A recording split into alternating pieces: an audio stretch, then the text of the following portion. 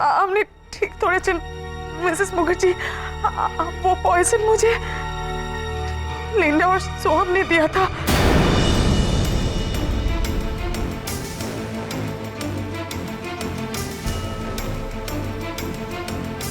They insisted me।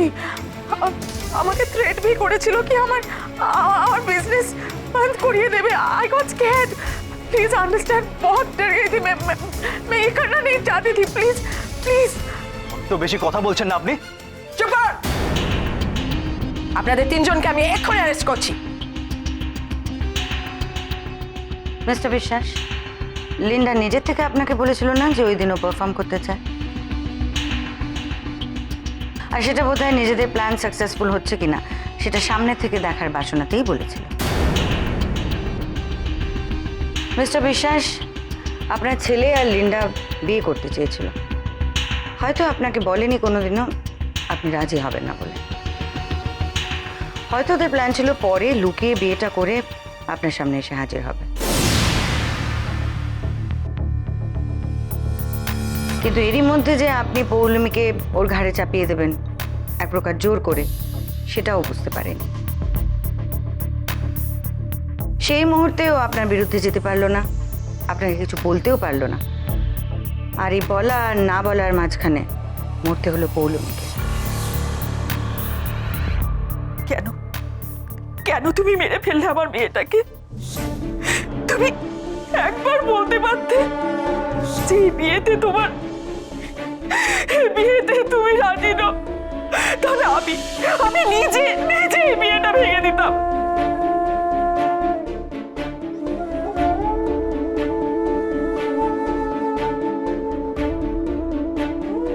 তোমার কি মানুষের চামড়া আছে?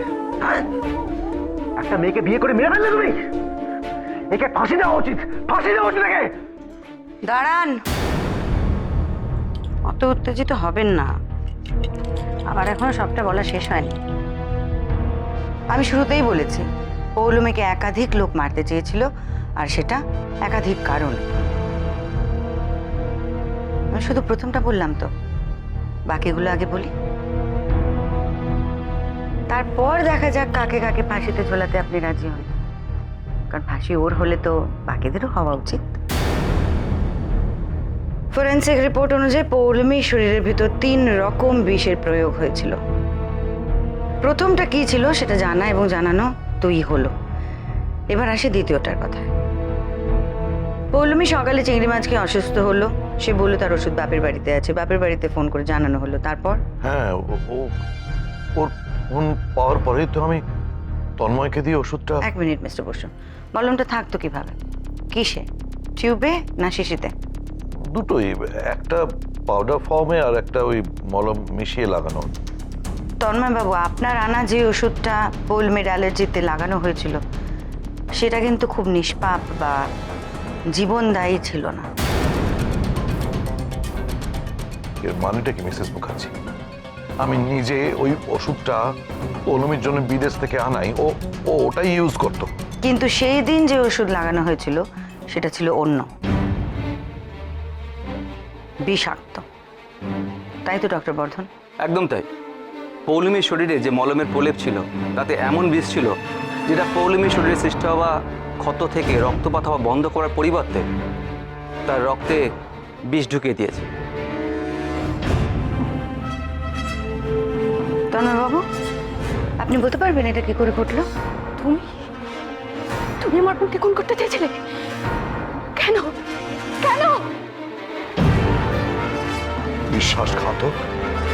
আমি এতদিন দুধ কলা দিয়ে কালসাপ পুষেছি, কেন মারতে চেয়েছিলে পৌলমীকে? বল, কি ক্ষতি করেছিল তোমার? তন্ময়, তুমি চুপ করে থেকো না প্লিজ। তাকাও আমার দিকে, আনসার মি প্লিজ। উত্তরটা তন্ময়বাবুর হয়ে আমি আপনাদের দিচ্ছি। আপনারা পৌলমীর সম্বন্ধে একটা ব্যাপার জানতেন না, পৌলমী আপনাদের জানায়নি। কি? শিবপ্রসাদ বাবু, পৌলমী প্রেগনেন্ট ছিল। না,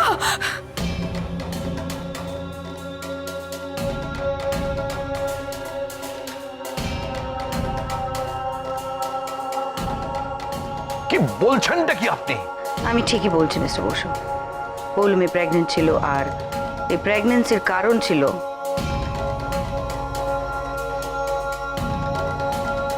তন্ময় বাবু।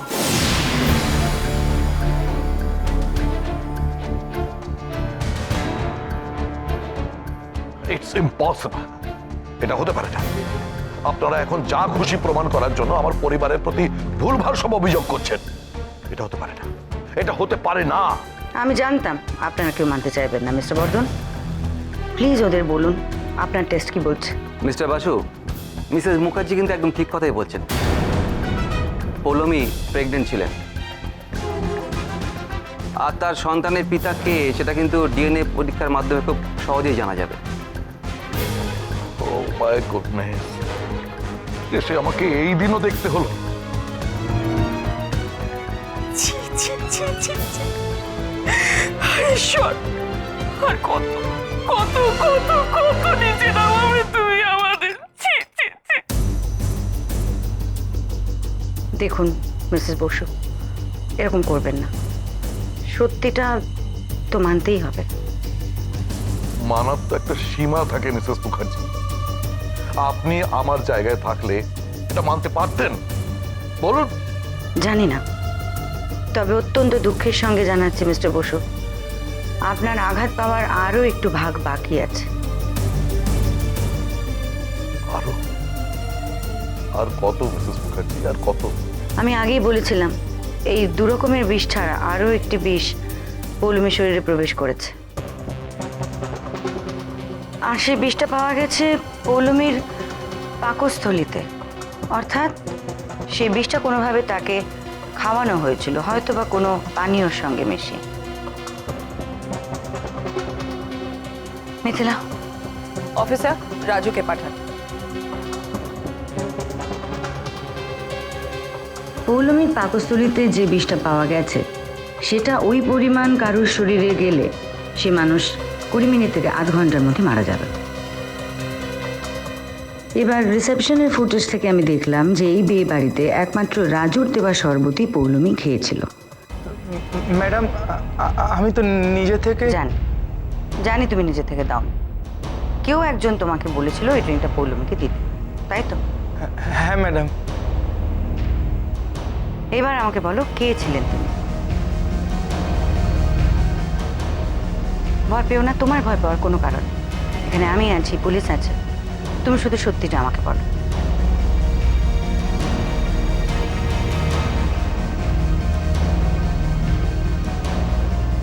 বলো রাজু, কে ছিল সে? আচ্ছা, তুমি মুখে না বলতে চাইলে ইশারায় বলে দাও।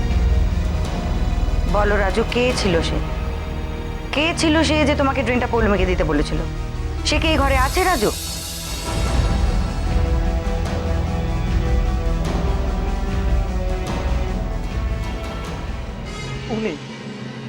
উনি আমাকে গ্লাসটা দিয়ে বলেছিলেন পৌলমী ম্যাডামকে দিয়ে আসতে।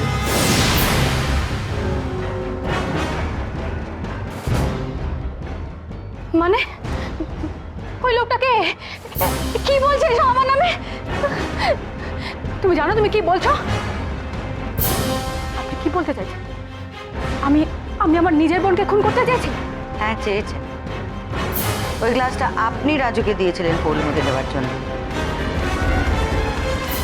পৌলমী যখন ওটা খেতে চায়নি তখন গিয়ে আপনি ওকে বলেছেন যে ডাক্তার ওকে লিকুইড খেতে বলেছে। আপনার বলাতে পৌলমী ওটা খেয়ে নেয়, তারপর বাকিটা আমরা সবাই জানি। এবার বলুন তো, কেন মারতে চাইলেন নিজের বোনকে? তন্ময় বাবুর সঙ্গে ওর সম্পর্কের জন্য? বলুন স্নেহা, কেন মারতে চাইলেন নিজের বোনকে? স্বামীর সঙ্গে তার সম্পর্কের জন্য? হ্যাঁ হ্যাঁ করেছি।